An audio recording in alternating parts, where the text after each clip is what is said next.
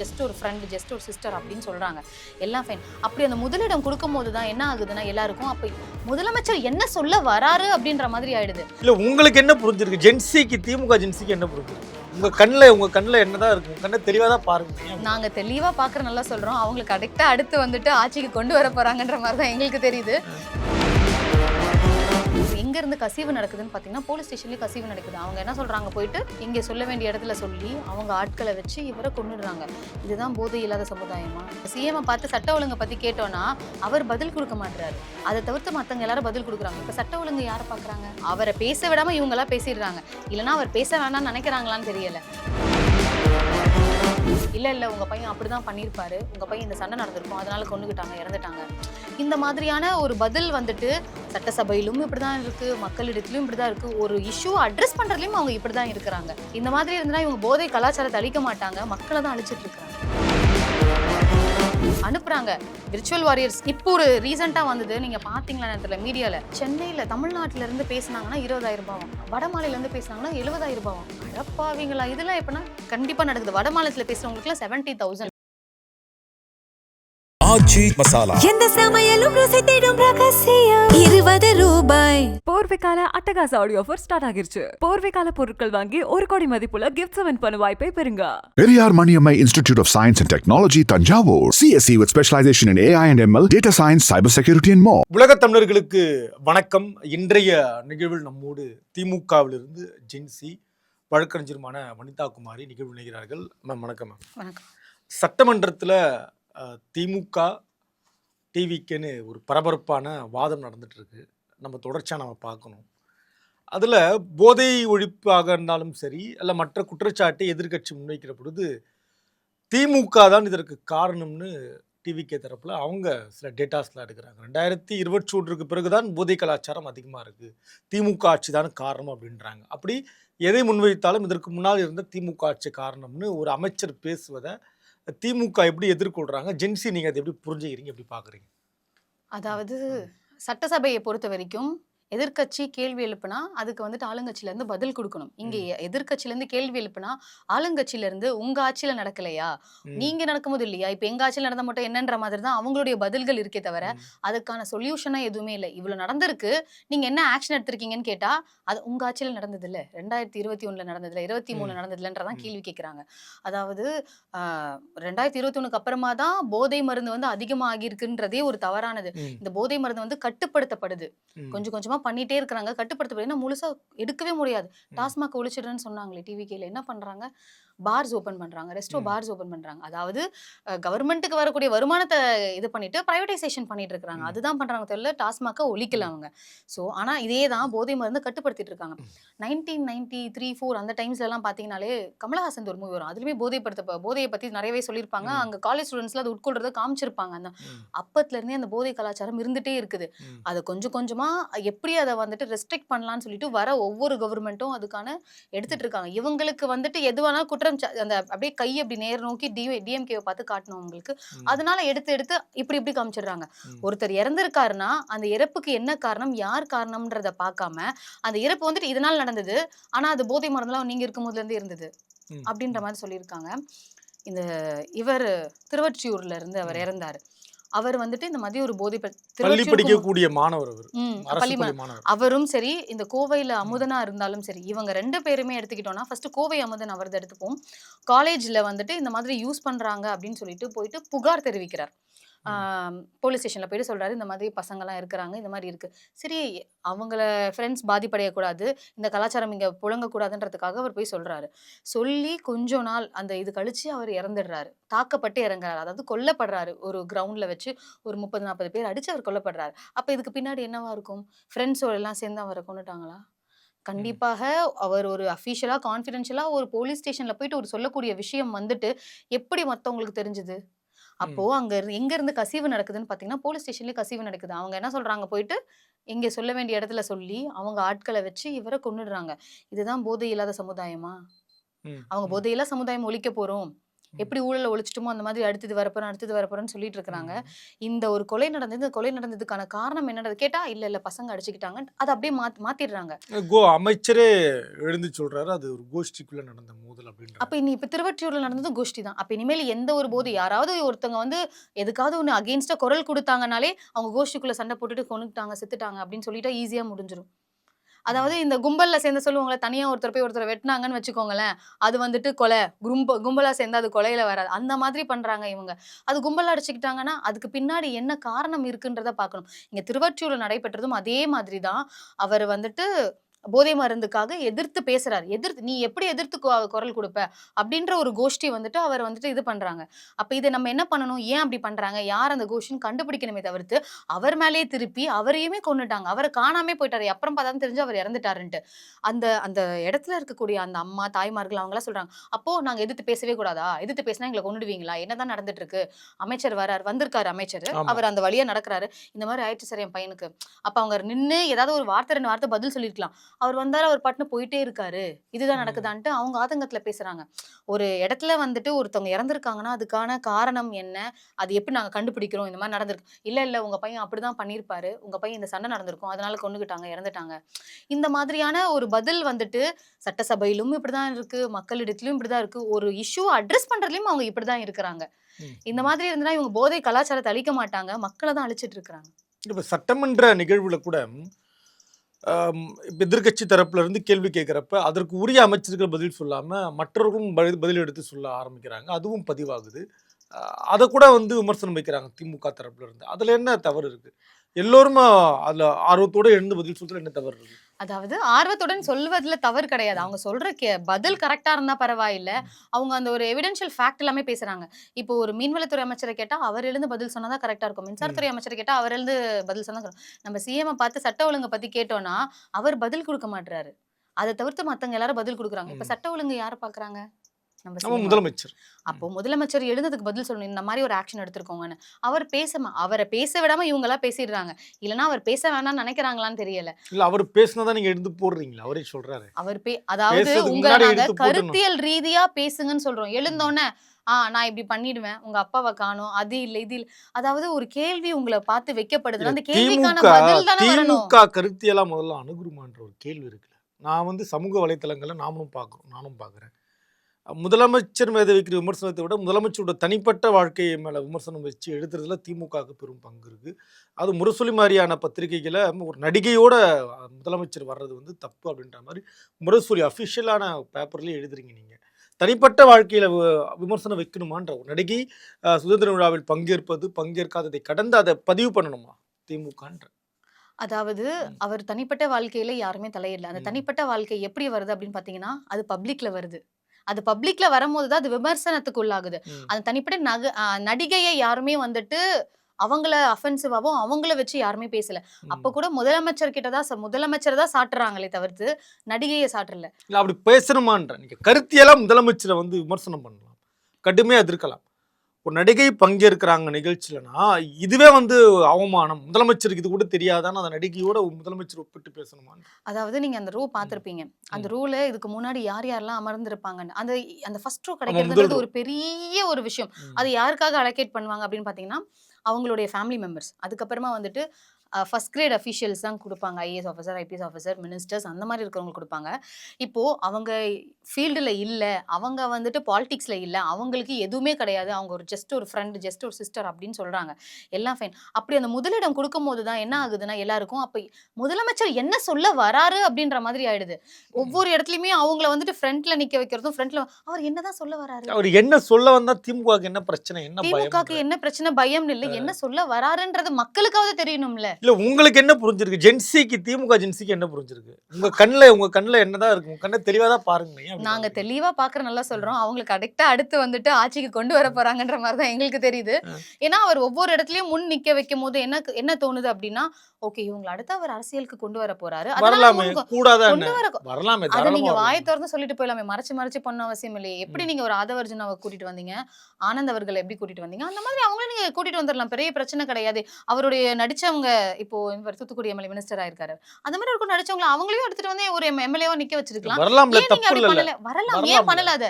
ம். அத பண்ணாம இது வந்துட்டு ஒரு வித்தியாசமான அணுகுமுறையா இருக்கு. உங்களுக்கே தெரியும். எடுத்தோனே அவங்களும் வராங்க, அவங்களுக்கு ஒரு எம்எல்ஏ பதவினா ஒரு முடிஞ்சு போயிருக்குமே. ம்.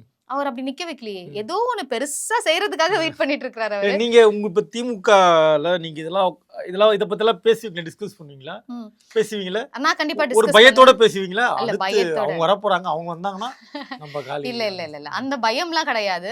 அதாவது நான் ஜென்சில இருக்கிறேன், நான் என்னுடைய கருத்தை நான் தனியா சொல்றேன். என் கருத்து ரீதியா நான் எந்த ஒரு பெண்ணையும் வந்துட்டு தாக்கியோ அவங்கள அவதூறாவும் நான் பேச இல்ல, மாட்டேன். அது என்னுடைய நீங்க பேச கருத்துக்களை நான் மாட்டீங்க. இல்ல. இப்படி பேசிருப்பீங்களா? அவங்க வந்துட்டு அவங்க வந்துட்டா நம்ம நிலைமை என்ன ஆகுது இல்ல அடுத்து? அவங்க வந்துட்டா நம்ம நிலைமையில அவர் நிலைமை என்ன ஆகுதுன்னு அவர் யோசிக்கணும். அவருடைய பதவியை அவர் தக்க வச்சுக்கிறதுக்கு அவங்க வராம இருக்கிறது நல்லது. அப்படியா? அதாவது திமுகக்கு அது கெடுதல் கிடையாது, அவருக்காதான் இருக்கும். ஏன்னா எப்படி- வரலாறு எப்படி- வரலாறு எப்படி சொல்லுது. கணக்கு போடுறீங்க நீங்க இதெல்லாம் உட்காந்து? அப்படி இல்ல, இது வரலாறு சொல்லுதுங்களே. அந்த மாதிரி இவங்க எல்லாரும் என்ன பேசிக்கிறாங்கன்னா, இவங்க வந்துட்டாங்கன்னா இவரு அவ்வளவுதான் அப்படின்ற மாதிரிதான் இருக்கு. அதாவது டிவிக்கே நிறைய பேருக்கு வந்துட்டு இவங்க ஏன்பா வராங்க, எல்லாம் நல்லா தானே போயிட்டு இருக்கு, இவங்க வந்து தேவையில்லாத பிரச்சனையை இழுத்து விட்டு போயிடுறாங்களே அப்படின்ற மாதிரி தான் இருக்கிறாங்க. டிவிக்கேல இருக்கிறவங்களே வந்துட்டு அவங்க ஒரு போஸ்ட் போட்டுட்டாலும் சரி, அவங்க வந்துட்டாலும் சரி, ஐயோ சந்தோஷமா இருந்தேன் இப்படி பண்ணிட்டாங்களே வந்து அப்படின்ற அளவுக்கு இருக்கிறாங்க. அது வெளிப்படையா சொல்லிட்டாங்கன்னா பிரச்சனை இருக்காது. அது சொல்லாம இருக்கிற வரைக்கும் அது ஒரு மக்கள் வந்து ஒரு இதுவாவே வச்சுட்டு கொண்டு போறது. இப்படியா இல்ல இப்படியா, ஏதாவது ஒண்ணு சொல்லிடுங்களேன் நாங்க போயிடுறோம் அப்படின்ற அளவுக்கு இருக்கு. திமுகக்கு வந்துட்டு அது பிரச்சனை கிடையாது. அதாவது அவருக்கு தான் அது பிரச்சனை. சட்டசபையில இல்லாத ஒருத்தரை பத்தி அவர் தான் முதல்ல எழுந்து பேசினார். அது வரைக்கும் வந்துட்டு இங்க எதுவுமே பிரச்சனை இல்ல. அப்பாவை காணோம்னு ஆரம்பிக்கிறாரு. சட்டசபையில அவர் இல்ல, உங்களை நாங்க பேசுங்கன்னு சொன்னோம், வாயை திறங்க சிஎம்னு சொன்னோம். அப்ப நீங்க வாயை திறந்து என்ன பேசியிருக்கணும், ஏதாவது ஒரு இஷ்யூ அட்ரஸ் பண்ணிக்கணும். காவேரி இஷ்யூ, மேகதாது, அதை ஏதாவது அட்ரஸ் பண்ணீங்களா? அதுக்கு முன்னாடி ஃபர்ஸ்ட் பேசின விஷயமா அப்பாவை காணோம் நான் தேடுறேன். தேவைங்களா? அது ஒன்றும் வந்துட்டு சினிமா ஃபிலிம் இண்டஸ்ட்ரி கிடையாது, ஃபிலிம் இது கிடையாது. அங்க வந்து அப்படி பண்ணணுன்ற நெசசிட்டி கிடையவே கிடையாது. ஆனா அவர் அதை தான் பண்றாரு. அப்போ அவர் பர்சனல் உள்ள அவர் தான் முதல்ல நுழைகிறார். அது வரைக்கும் எங்கேயாவது இருந்து நீங்க திமுக சைடுல இருந்து அது பாத்துருக்கீங்களா? தவறு. அப்படி பேசினா அதுக்கு நீங்க விமர்சனம் வைக்கலாம். ம். ஆனா ரொம்ப அநாகரிகமா நடந்து அரெஸ்ட் பண்ணல, அரெஸ்ட் பண்ணி உங்களை ரவுண்ட் அடிச்சாங்க கூட்டு போய் எதிர்க்கட்சி தலைவரை. அந்த அளவுக்கு இறங்கி போகணுமா? ரொம்ப அது தரம் தாழ்ந்து.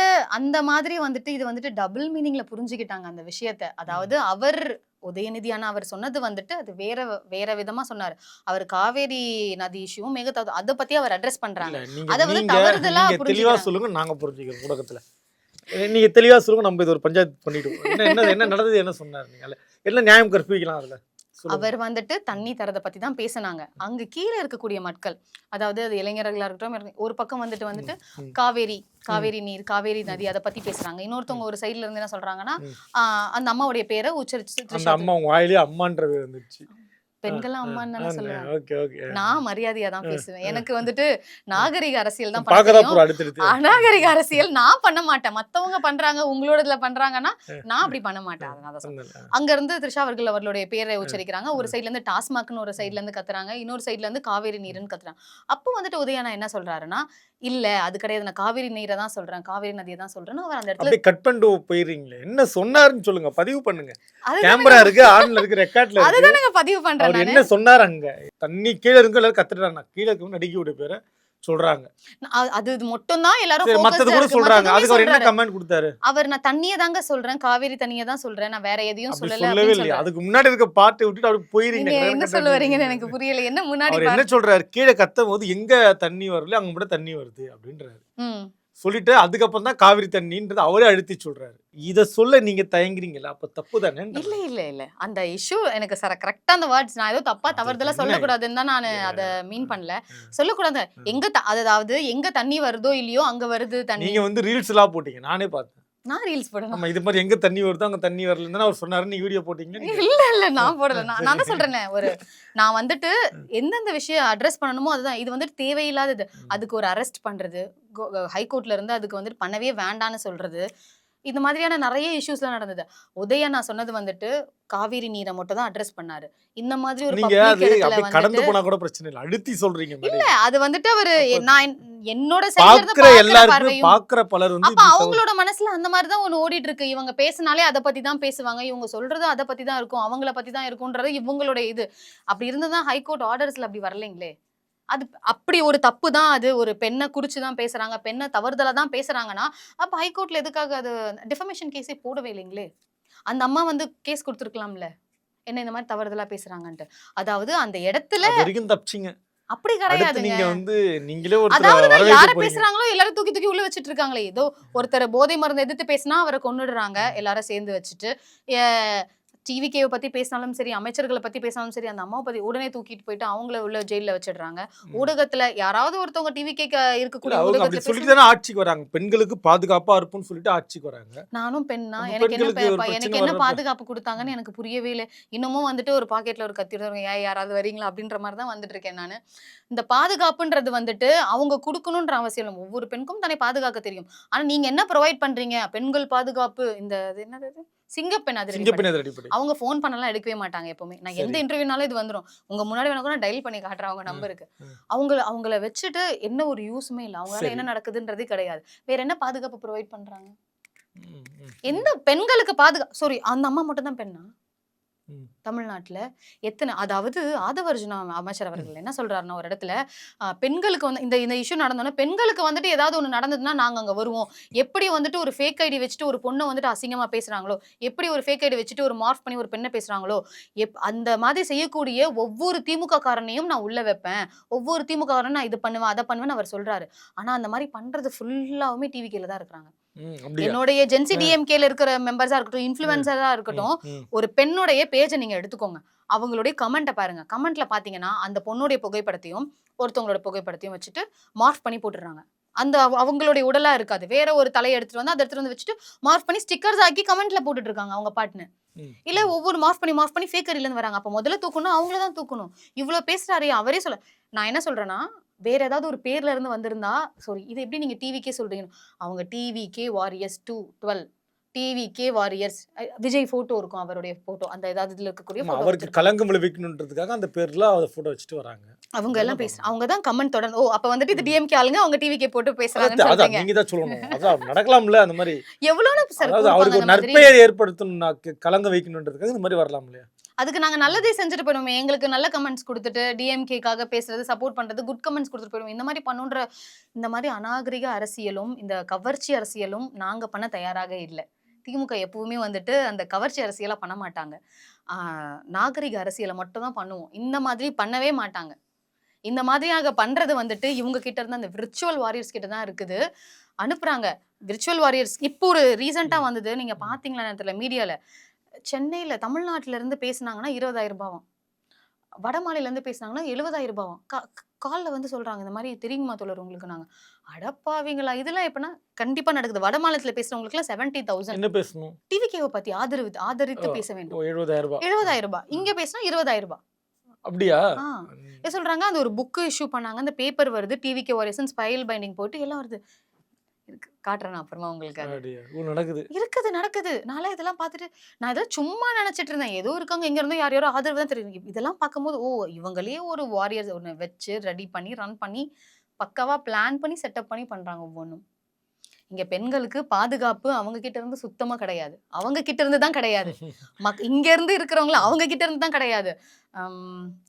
அவங்க ஒருத்தவங்க தூத்துக்குடியில ஒரு இஷ்யூ நடந்தது.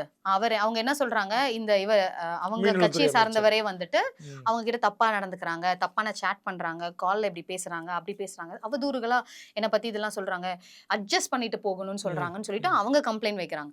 அப்ப அவங்க கம்ப்ளைண்ட் வச்ச உடனே அவங்க அந்த அமைச்சரையுமே பாக்குறாங்க, ஸ்ரீநாத் அவரை போய் பாக்குறாங்க. அந்த அமைச்சரை பார்த்தோன்னா அவர் வந்துட்டு சரின்னு சொல்லிட்டு அப்படியே டீல விட்டாரு. அதை பத்தி அட்ரஸே பண்ணல. அதுக்கப்புறம் அவங்க அவரை பார்க்கணும்னு முயற்சி செஞ்சது எல்லாத்தையுமே கட் பண்ணி விட்டுட்டாரு.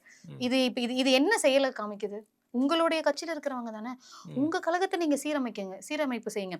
அதாவது அவங்க டிவிகேல இருந்து ஆட்சிக்கு வர கவர்மெண்ட்டுக்கு அவங்க வரதுக்கு முன்னாடி நிறைய பாலியல் வன்கொடுமை டிவிகேல இருக்கிறவங்களுக்கே நடந்தது. எவ்வளவோ இஷ்யூஸ் நம்ம பார்த்துப்போம். இந்த வைகுண்டம் இஷ்யூஸா இருக்கட்டும், அதுக்கு முன்னாடியே இவங்க வந்துட்டு உனக்கு கவுன்சிலர் போஸ்டிங் வட்ட செயலாளர் போஸ்டிங் வேணும்னாலும் சரி, செயலாளர் போஸ்டிங்னா நீ இப்படி இருக்கணும், நீ அப்படி இருக்கணும், அட்ஜஸ்ட் பண்ணிக்கோங்க, காசு கொடுங்க அப்படின்னா கேட்கறது எவ்வளவோ பெண்கள் வந்து வெளியே வந்து சொல்றாங்க. இந்த மாதிரி கேட்கறாங்க, நான் எல்லாமே பண்ணியும் எனக்கு எதுவுமே போஸ்டிங் கொடுக்கல அப்படின்னா வேற வந்து சொல்லிட்டு போறாங்க. அப்ப இதெல்லாம் உங்க கட்சியில தானே நடக்குது. அதையே நீங்க கிளியர் பண்ணலையா? அவங்களுக்கே நீங்க பாதுகாப்பு கொடுக்காத போது தமிழ்நாட்டுல இருக்கிற பெண்களுக்கு நீங்க எப்படி பாதுகாப்பு கொடுப்பீங்க? நல்ல கேள்வி. நன்றி. ஆச்சி மசாலா எந்த சமையலும் ருசி தேடும் ரகசியம் 20 ரூபாய். போர்வைக்கால அட்டகாச ஆடியோ ஆஃபர் ஸ்டார்ட் ஆகிருச்சு. போர்வைக்கால பொருட்கள் வாங்கி 1 கோடி மதிப்புள்ள கிஃப்ட்ஸ் வின் பண்ண வாய்ப்பை பெறுங்க. Periyar Maniammai Institute of Science and Technology, Tanjavur. CSE with specialization in AI and ML, data science, cybersecurity and more.